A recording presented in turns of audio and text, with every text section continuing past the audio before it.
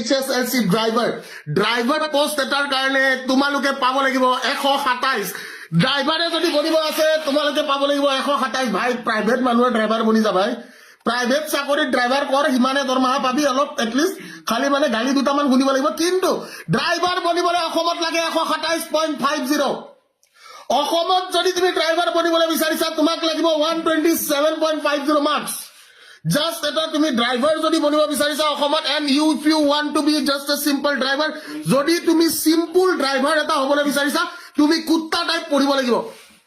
তুমি কুত্তা টাইপ পঢ়ি কিনে তুমি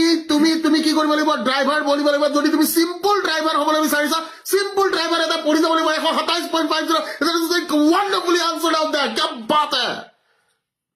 I feel so good I feel so good. That's like so amazing mamas out there. অসমত